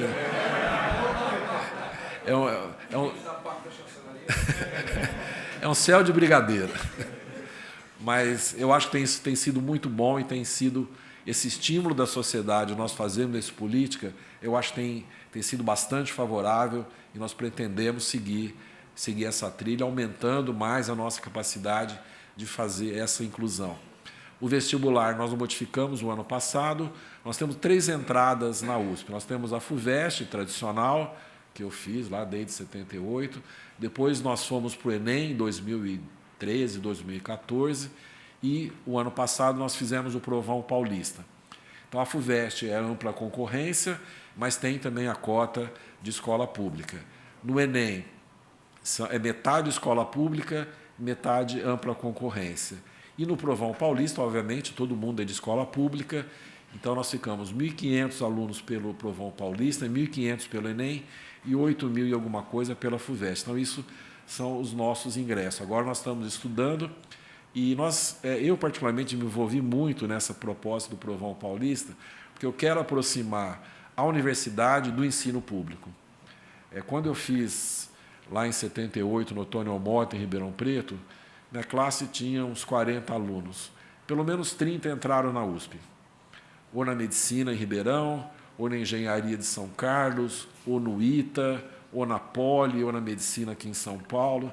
Eu lembro dos nomes desses meus colegas que entraram. Então, nós precisamos voltar a esse período. Não dá para nós termos um distanciamento do ensino superior, do ensino fundamental e do ensino médio. Não adianta falar, não, o aluno não é bem formado do ensino médio, eu vou deixar esse aluno de fora. Que sociedade que nós vamos formar se nós fizermos isso? Quer dizer, nós vamos pegar uma elite, formar o ensino superior e deixar 400.000 alunos de fora dessa possibilidade? Então, nós precisamos dar chance para esses meninos e meninas a entrarem na universidade. Eu pretendo até ampliar o Provão Paulista nos próximos anos, mas eu quero saber a qualidade também desses alunos e falar para o Estado. Os alunos não estão aprendendo matemática. Nós precisamos melhorar o ensino público, o ensino médio, dessas áreas aqui que eu estou identificando. Então, o aluno ele vai fazer a prova no primeiro, no segundo e no terceiro ano. E vai ser uma média, aí, ponderada, alguma coisa, para dar o resultado final. Então, desde o primeiro ano do ensino médio, ele vai saber que ele pode entrar na universidade, ele pode entrar na USP, Unicamp, Unesp, ele precisa ter um certo desempenho. E os melhores podem vir para o Mackenzie também, não precisa ser só nas nossas. Mas eu acho que isso é uma iniciativa boa, aumentando essa relação com o ensino médio, nós vamos identificar, nós vamos ajudar. Todo o nosso aluno de licenciatura, eles vão fazer um estágio no ensino público. Então, nós temos, acho que, 11.000 alunos de licenciaturas, todos vão ter bolsas de R$ 700 por 10 horas para trabalhar dentro do Estado. Então, isso, eu quero me aproximar do ensino público do Estado de São Paulo, que já foi muito bom, já foi de excelência, como eu digo lá, quando me formei em 78, teve uma expansão muito grande, caiu a qualidade e agora nós precisamos recuperar essa qualidade. Foi muito bom a ampliação, não acho ruim, porque ele era muito pequeno, um número pequeno de estudantes, agora é um número maior de estudantes, mas nós precisamos levantar essa qualidade para esses alunos poderem serem o que eles quiserem ser nas suas vidas, e não determinados a ser uma atividade que eles não gostariam de ser, porque eles gostariam de ter algum envolvimento com o ensino superior. Então, eu acho que é por isso que nós fizemos o Provão Paulista, e eu acredito que ele vai ser uma ferramenta para nós melhorarmos o ensino público, tanto do ensino fundamental, do ensino médio. Em relação à parte administrativa, a universidade ela é financiada pelo Estado, então nós temos uma cota parte do ICMS, então USP, Unesp e Unicamp, eles recebem 9,5%, cada um tem a sua cota, a USP é 5,0 ou alguma coisa, e então nós somos financiados pelo Estado, mas nós já temos cerca de 20% do nosso orçamento vindo de outras fontes que não seja o Estado. E aqui as grandes parcerias são com empresas, principalmente com as petrolíferas. Então, nós temos grandes contatos com a Shell, com a Petronas, com a Petrobras e com a Total Energies, a francesa. Então, isso dá em torno de 600 milhões por ano o que essas empresas estão investindo na universidade. Então, isso mudou muito. Há uns anos atrás era proibido de eu falar em empresa. Na USP, se eu falasse, talvez o reitor acho que nem voltasse para lá, mas agora a universidade já aceita e nós estamos fazendo grandes centros de pesquisas com essas parcerias com grandes empresas. E agora nós queremos fazer a mesma coisa que nós fizemos com petrolíferas, mas a petrolífera buscando transição energética, tá? Nós não estamos trabalhando com energias ruins. Eu quero fazer no setor elétrico-eletrônico, para semicondutor, para outras atividades. E, então, o meu novo desafio aí nas próximas semanas é fazer reuniões. Já começamos com o governo, já começamos com o Fiesp, e vamos tentar criar na universidade um grande centro de semicondutor. Eu gostaria de ter um laboratório, obviamente é uma escala de laboratório, não estou falando que eu vou produzir microprocessador para o Brasil, mas que nós tivéssemos dentro da universidade, desde o planejamento do microprocessador, da fabricação do microprocessador, do empacotamento, da qualidade desse produto, para que o nosso aluno tenha noção de tudo que acontece dentro dessa cadeia. Porque eu fui na Holanda outro dia, numa grande empresa que faz fábrica para chip. Então, ele tinha lá um mapa do mundo, Europa cheio de bolinha, Estados Unidos, América do Norte cheio de bolinha, Ásia cheio de bolinha, América Latina um vazio enorme, não tinha bolinha, não tinha seta, não tinha nada. Então, nós precisamos trabalhar nessa forma. E aqui, Marcos, a universidade não vai fazer sozinha, não é a USP que vai fazer a indústria de microprocessador no país, mas se nós tivermos um grupo de universidades com essa preocupação, cada um fazendo a sua atividade, eu acho que nós podemos trazer algumas bolinhas para aqui, para o Hemisfério Sul. E eu perguntei para a pessoa, por que você investe no Brasil? Não tem gente para fazer esse microprocessador. Eu vou fazer uma fábrica lá, quem que vai... Então, assim, a nossa obrigação é formar pessoas, formar gente qualificada, fazer pesquisa, mostrar que nós podemos e, obviamente, aí nós vamos precisar de indústrias para fazer um investimento pesado, porque aí tem escala mundial, não é simples a gente entrar nessa etapa, mas seria bom se nós pudéssemos conversar para fazer esse tipo de atividade conjunta com o USP, Unesp, Unicamp, Mackenzie, FAAP e outras entidades que queiram trabalhar aqui no estado de São Paulo, as federais também, que nós temos escolas muito boas, as federais aqui de São Paulo. Bom, acho que eu falei demais, Marco. Bom, eu procurei dar uma visão para vocês do que eu penso de universidade, mostrando atividades que nós estamos fazendo na Universidade de São Paulo, e eu acho que não são conceitos puros aí, mas é a aplicação desses conceitos do que eu penso. E espero colaborar com vocês, gostei muito do convite, sempre que vocês me convidarem estarei aqui presente também. A USP está aberta para todos vocês, para fazer parcerias, para fazer propostas. Eu, às vezes, até me arrisco muito em fazer mudanças, eu tenho medo se eu não estou fazendo o carro andar muito rápido, mas eu acho que é isso que a gente precisa no Brasil. Não dá, a gente tem que ter esse senso de urgência para modificar o país. Senão eu estou cansado de ver o Brasil é um país do futuro, o Brasil vai dar certo, o Brasil não sei o quê, e nunca chega. Eu já estou com mais de 60 anos, eu tenho que andar rápido, porque senão daqui a pouco eu vou embora e está aí o Brasil do futuro ainda. Muito obrigado.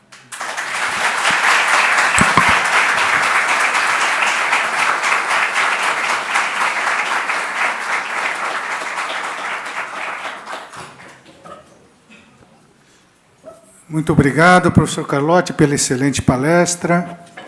Nós vamos abrir agora um pequeno espaço aí para perguntas.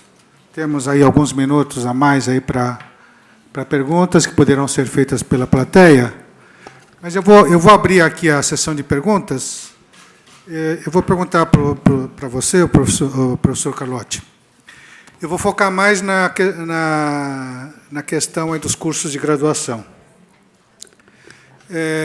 O que eu queria te colocar é o seguinte, talvez a gente possa reconhecer que o modelo que nós adotamos nos cursos de graduação aqui no Brasil, talvez no mundo todo, inclusive, ainda é um modelo tradicional. E a gente sabe, né, que o mercado tem feito novas demandas, né, para as universidades, do ponto de vista aí de que tipo de profissional eles querem que sejam formados, né? Eu perguntaria para o senhor o que poderia ser esse novo modelo educacional para a formação de jovens, pensando mais no futuro. eu acho que a gente tem que dar maior flexibilidade. Nós fizemos, na semana passada, um encontro de ex-alunos. Nós chamamos 4 ou 5 ex-alunos com destaque, e eles vão mostrar a carreira, o que fizeram, por que chegaram a esse ponto.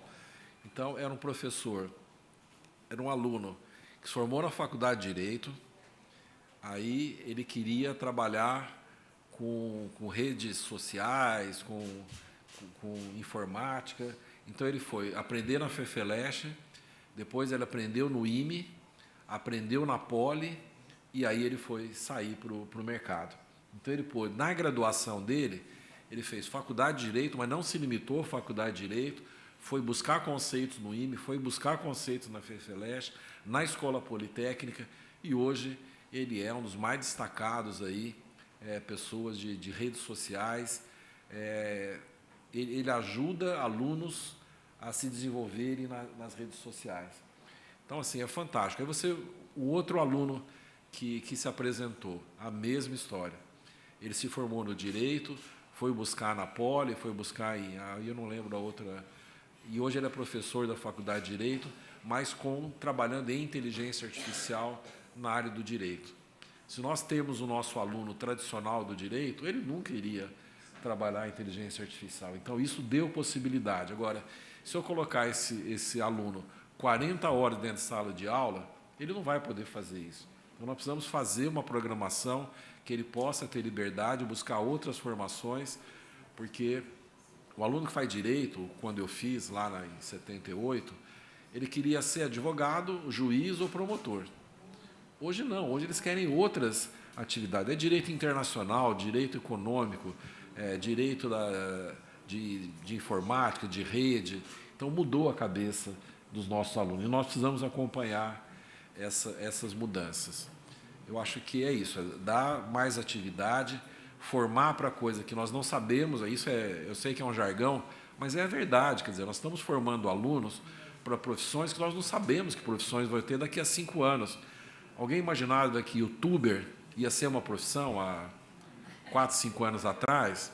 E hoje essa meninada ganha milhões de dinheiro. Eu tenho meu filho também, que se formou aqui na São Francisco, falou: pai, eu vou trabalhar até 40 anos. Eu vou ganhar dinheiro, depois eu quero me aposentar. A cabeça desses meninos. Então, eles querem fazer uma coisa intensa, fazer uma coisa diferente, e troca emprego a qualquer hora. Você fala: não, professor, pai, eu estou assessorando tal empresa, estou assessorando tal não sei o quê, estou fazendo não sei o quê. Quando eu me formei, a gente queria ter um emprego fixo, carteira assinada de trabalho, e assim, se ficasse 1 ano sem carteira, eu falo: nossa, meu Deus, acho que eu estou errado nesse mundo. Agora não, essa meninada troca, faz, muda, especializa em outra atividade. Então, eles precisam ter essa formação eclética, uma formação variável, para poder ter sucesso, senão eles vão sair daqui a 5 a 10 anos, se tiver conhecimento numa área só, eles vão ficar desatualizados. Então, é isso que nós estamos procurando fazer, diminuir o tempo de sala de aula, dar uma formação mais interdisciplinar, multidisciplinar, mas com qualidade. Não é para ser superficial, quer dizer, eu vou fazer um pouquinho de tudo e não vou saber nada, não é isso. A história do pato. Não nada direito, não anda direito, não voa direito, não é isso que a gente quer. A gente quer uma pessoa boa, profunda em uma coisa, mas com outros conhecimentos que possam permitir que ele tenha um desempenho melhor na sua vida. Muito bom. Acho que podia abrir para perguntas. Alguém... tem lá uma pergunta, lá atrás. Professor Cleverson. Boa tarde, doutor Carlotti. Eu sou o Cleverson de Almeida. E, primeiramente, agradecendo muito ao senhor por estar aqui conosco. Identifiquei-me muito com toda a sua fala, mas particularmente com o trecho no qual o senhor mencionou que já se faz muita coisa a título de extensão e que acaba que não se reconhece. E eu tenho uma tese, se é que isso é uma tese, que por vezes isso é por preconceito, porque a extensão historicamente foi a prima pobre, o primo pobre, whatever, enfim, mas muita coisa que a gente faz é a extensão mesmo conceitualmente e empiricamente. Eu gostei muito desse trecho em especial.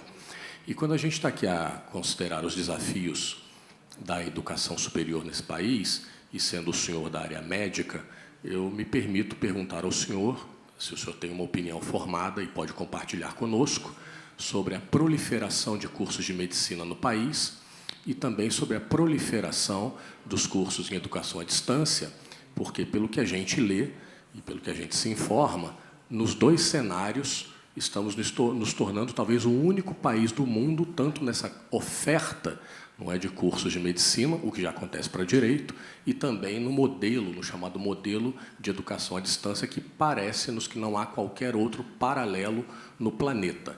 Então, eu gostaria de ouvir a sua opinião na qualidade que o senhor é de reitor da principal universidade da América Latina.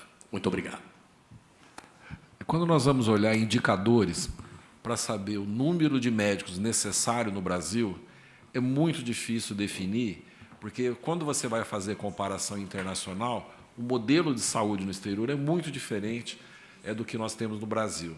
Então, se eu comparar com os Estados Unidos, ele é diferente da Europa, a Inglaterra é diferente da França e assim por diante. Então, é muito difícil a gente saber qual o número de médicos que eu preciso para 100 mil habitantes. Tem muita gente achando que ainda falta, tem muito, tem pouco, mas uma coisa eu tenho certeza, faltam bons médicos no país.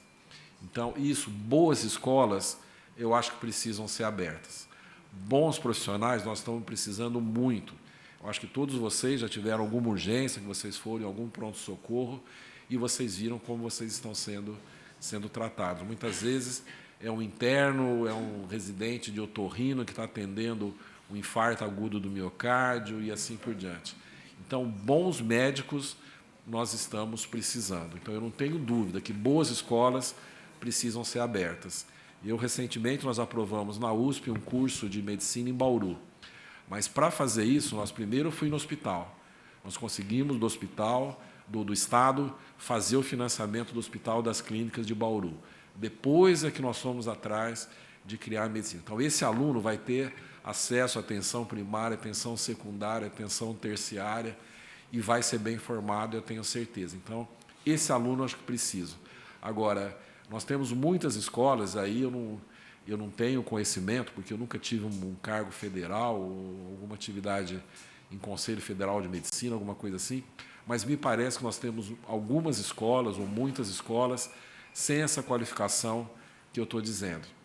Quer dizer, uma escola que não tem um posto de saúde para ir, não tem uma UBAS para ir, que não tenha atenção de emergência, que não tem um hospital, mas como que você vai fazer um hospital? Às vezes eu vou visitar algumas faculdades e não tem laboratório, não tem, o aluno só fica em...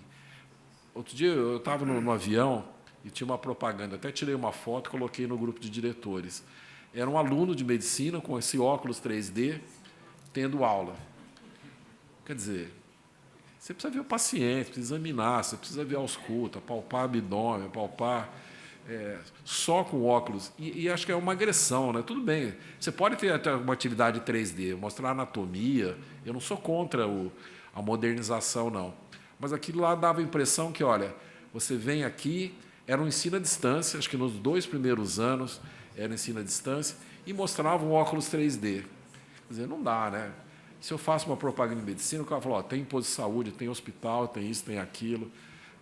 Então, número eu fico te devendo essa resposta, me parece que é um número exagerado que nós estamos formando, mas qualitativamente eu acho que nós precisamos melhorar. Só um número para você ter uma ideia, nós temos hoje no Brasil 300 e alguma coisa, 1.000 alunos nos cursos de medicina. E nas residências nós temos 44 mil. Quer dizer, eu formo 330 mil e 40 mil eu consigo dar uma formação completa.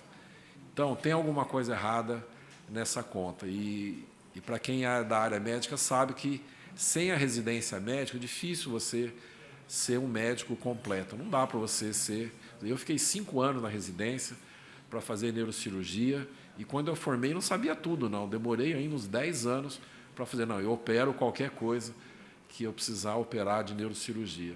Então, eu acho que boas escolas precisam ser abertas e o Mackenzie precisa ajudar dentro dessa atividade também, porque são dessas universidades que nós vamos ter boas escolas médicas, né? Sobre o EAD. Ah, o EAD, no geral, não sobre escola médica, no geral, né? Eu acho que houve uma empolgação muito grande com o EAD durante a pandemia. Porque na USP nós fizemos 100% das atividades em EAD. Eu, como pró-reitor, estimulei a fazer EAD. Mas aquilo era uma situação emergencial, não era o que eu gostaria. Então, o que eu tenho feito dentro da universidade é falar, nós podemos fazer atividade, por exemplo, vocês são alunos, eu sou professor, eu trago um professor de fora, coloco aqui, ele dá uma aula à distância, eu estou aqui presente, eu discuto com vocês o que ele falou, eu agradeço a presença dele e continuo a minha aula. Então, tem atividades que podem ser interessantes. Por exemplo, se eu dou uma aula teórica para alunos que estão em Piracicaba, em São Paulo, então, metade do aluno, metade aqui, uma hora eu dou uma aula presencial aqui, depois eu vou na outra e dou presencial. Então, isso eu acho que a gente pode fazer, deixar aulas gravadas para os alunos acompanharem aquilo que eu fiz, fazer eles assistirem uma área gravada e depois eu fazer atividade prática com esses alunos, isso eu acho bom. Agora, eu acho que foi um excesso de confiança no EAD, que 100% eu vou formar médico EAD, eu vou formar engenheiro EAD, eu acho isso que é um otimismo exagerado, eu diria. Então, eu acho que nós precisamos incorporar metodologias, aprender muita coisa que nós tivemos na pandemia, mas não substituir para o ensino 100%, achar que isso vai dar certo. Eu acho que não é um bom caminho.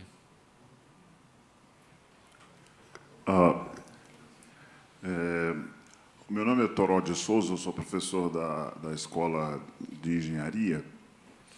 Queria agradecer a excelente apresentação que o senhor fez, mas um ponto que o senhor levantou me deixa muito preocupado. E eu vou dividir a minha angústia, que é essa ideia de reduzir a carga horária de alunos dentro da sala de aula. E a minha experiência, tá certo? Eu trabalho com tecnologia, nanotecnologia. Na hard science, a gente não pode ir por essa área. Eu vou dar alguns exemplos. O Brasil está entre as 10 maiores economias do mundo. A nossa principal universidade, da qual o senhor é reitor, está em número 100º. Então, eu não vejo como essas atitudes vão fazer a USP chegar entre as 10 melhores do mundo.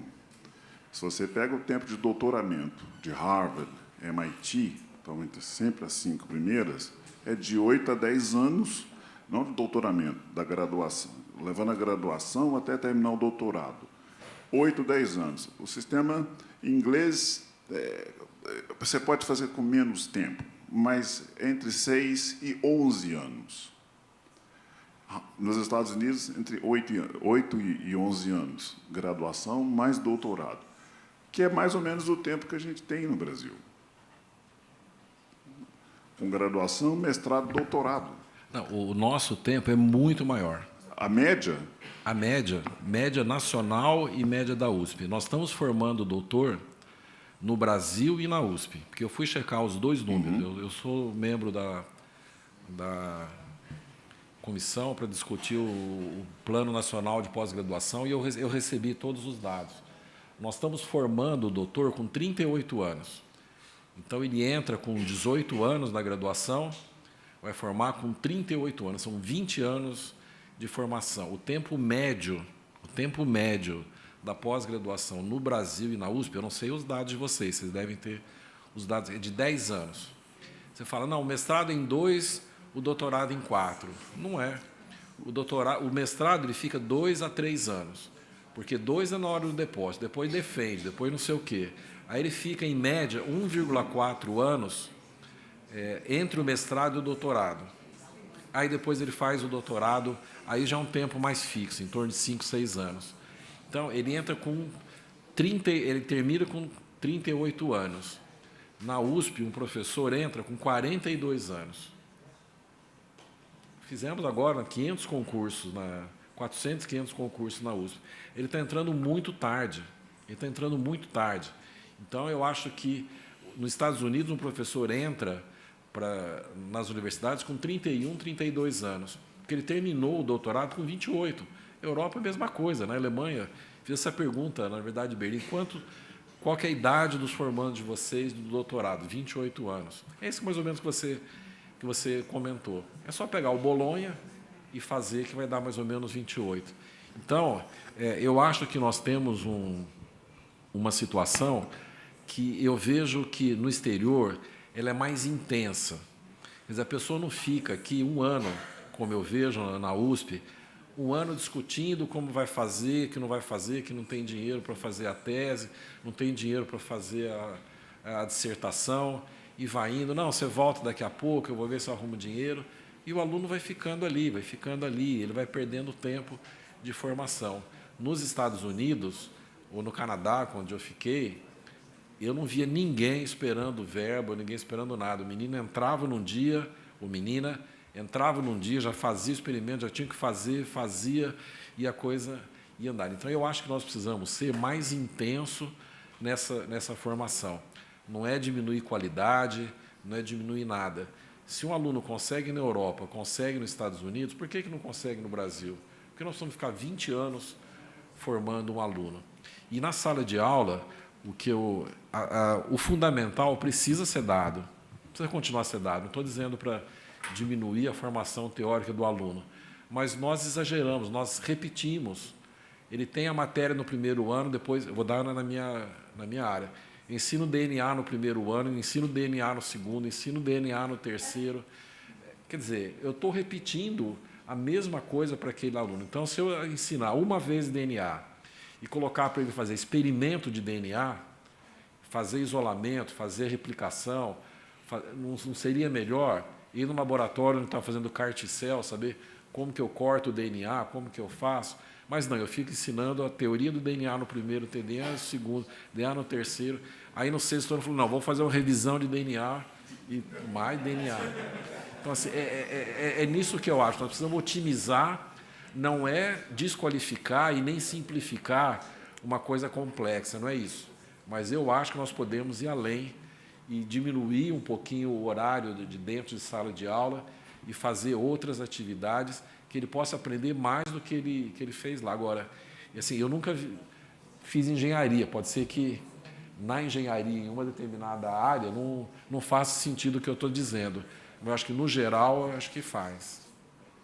Bom, eu sou muito preocupado com isso, porque eu acho que a gente tem que sempre pensar na concorrência internacional, e quando a gente vê os players dos países que estão à frente do Brasil e que disputa mercado com a gente, que leva os nossos estudantes, tá certo que a USP forma muito bem. Eu sou aluno da USP, formado em São Carlos.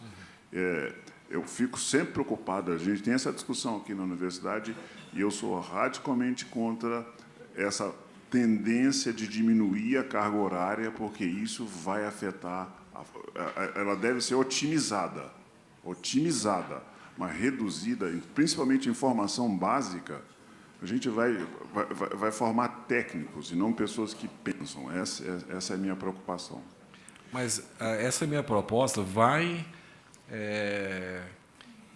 de concordância com o internacional. Eu estou falando o que os Estados Unidos faz, o que a Europa faz.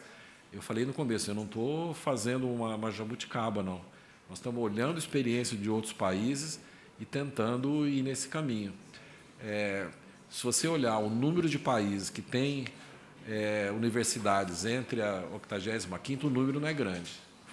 O número não é grande. Então, a economia, quantas universidades americanas estão entre as 100 primeiras?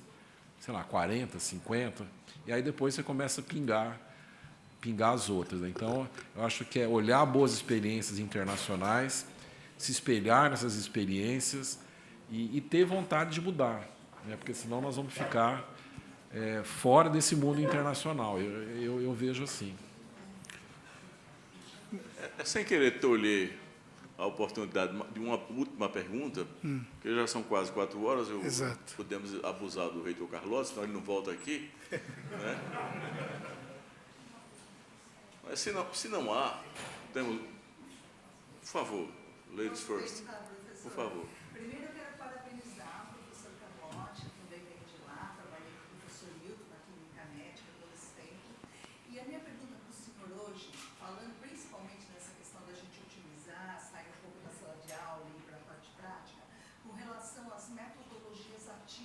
aprendizado. O TBL, por exemplo, o PBL, a nossa universidade aqui vem pensando muito nisso, principalmente em relação ao nosso curso de medicina, e eu queria a sua opinião. E quando está isso ainda acontecendo, não na USP, porque até onde eu conheço, a gente ainda tem pouco disso, né? Eu acho assim, nós temos unidades, principalmente na medicina, muito tradicionais, que é a Faculdade de Medicina de São Paulo, a Faculdade de Medicina de Ribeirão Preto. Então, é difícil para você chegar para a melhor faculdade de medicina do Brasil e falar, olha, vocês têm que mudar. Uma resistência muito grande. Então, o que nós temos feito nessas duas universidades, eu fui diretor da Medicina de Ribeirão, e agora estou atuando aqui na Medicina de São Paulo, faz um ano mais ou menos. Então, é muito difícil, tem muita resistência. Então, o que foi a opção? Fazer uma coisa tradicional, mas com um cara mais de moderno. Mas não dá para você chegar numa unidade dessa e falar, agora eles vão fazer PBL. Não vão, o professor não vai fazer e vai ficar ruim. Quer dizer, nós já fazemos o ensino bom, mas vamos dar uma modernizada, vamos fazer metodologia ativa, vamos fazer algumas atividades que despertem no interesse maior do aluno. Agora, já em Bauru, que é uma universidade que formou a primeira turma agora, então lá já começou no esquema mais moderno. Então, eu fui outro dia lá, tinha um professor da Otorrino discutindo com os alunos do segundo ou terceiro ano, epilepsia.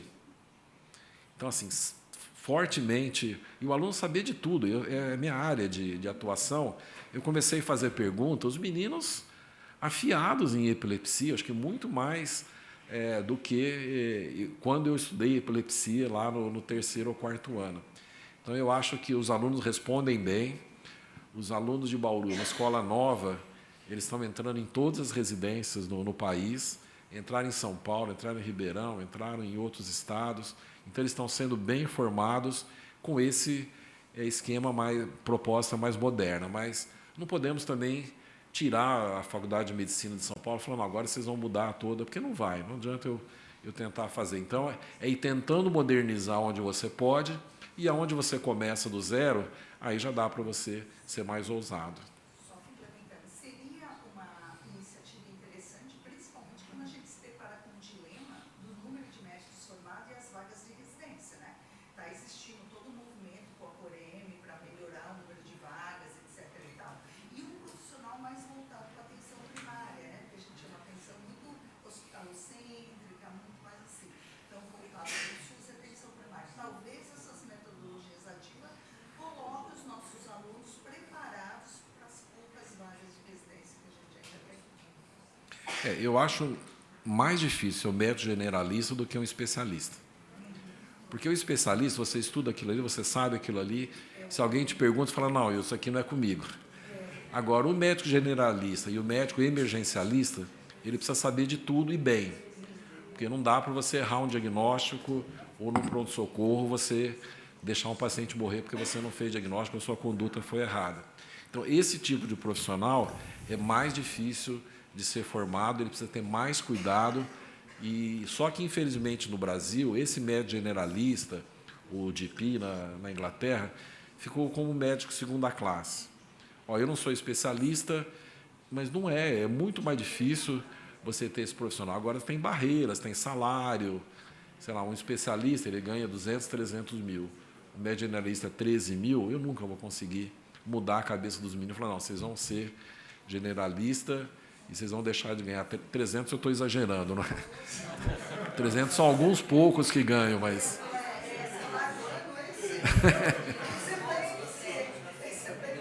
Vamos passar para a última questão, professor Sérgio.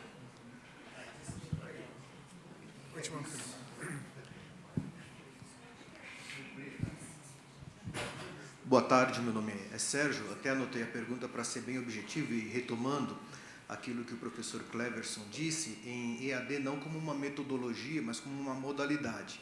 Então, a questão é o seguinte, os cursos EAD têm um impacto significativo no atual ensino superior, falando de EAD como modalidade mesmo, sobretudo nas licenciaturas e tecnólogos. Qual a visão e política da USP para a formação de professores em que a sua maioria de alunos tem estudado à distância? Não, mesmo nas licenciaturas, o nosso ensino é presencial. Nós não migramos, só migramos para o EAD durante a pandemia, mas é presencial. Agora, você tem outras iniciativas que por exemplo, a Univesp, que é a Universidade Virtual do Estado de São Paulo, 100% é EAD. E agora tem a lei que 50% pode ser EAD, 50% presencial. Eu vi uma declaração do professor Varran, outro dia, que me antecedeu, o reitor anterior, que agora é secretário de Ciência e Tecnologia do Estado. Ele estava muito chateado, porque a Univesp faz o ensino de qualidade e eles vão ter que, talvez, fechar unidades. Agora, você não pode colocar EAD também todo mundo dentro do mesmo modelo. Quer dizer, você tem EAD que só busca ganhar dinheiro, aluno, não tem supervisão, não tem nada. Eu acho que você tem possibilidade de EAD com qualidade, mas com muito cuidado. Eu não pretendo ir da Universidade de São Paulo isso para esse lado. Eu vou usar o EAD como ferramenta para melhorar aquilo que eu faço presencial. Agora, também não sou... eu tenho a verdade e todo mundo está errado. Eu acho que algumas atividades poderão ser EAD, mas com muito cuidado. Eu, particularmente, não incentivei na USP. Agora, foi interessante. Depois que nós voltamos da pandemia, foi difícil convencer os professores a ficar em sala de aula. Todo mundo queria fazer EAD. Não, mas estava tão bom na pandemia. O senhor mesmo falou que era para fazer EAD, nós vamos ficar em EAD. Então, nós precisamos brigar para os professores voltarem à sala de aula. Agora já está mais tranquilo. Eu não vejo esse dilema mais na universidade. Mas, no primeiro ano da volta às aulas, não foi fácil, não, viu? Não foi fácil. Gente, nós vamos caminhar, então, para o encerramento, agradecendo por demais a presença de todos aqui, a participação, parabenizando o NEA pela promoção, esperando que outros eventos dessa natureza, dessa qualidade, possam chegar. Agradecendo por demais ao professor Carlotti. Quero dizer que o convite para trabalhar conjuntamente está aceito. Aquilo que nós pudermos fazer, nós vamos fazer. Nós já somos companheiros na Rede Nesp, lá na FAPESP. São 8 instituições, a universidade é a única não pública que participa daquele seleto grupo de universidades ali. Temos nossos representantes. Então, desejamos, de fato, dar as mãos e vamos trabalhar junto naquilo que pudermos fazer. Então, agradeço as suas colocações. Eu sei que as pessoas ficaram aqui, cada qual instigando a sua mente, seus pensamentos, para pensar aquilo que nós vamos fazer aqui no nosso amanhã. Então, eu desejo a todos um excelente final de tarde, uma excelente sexta-feira, né? E até uma próxima oportunidade. Parabéns, Nakapura. Obrigado, professor.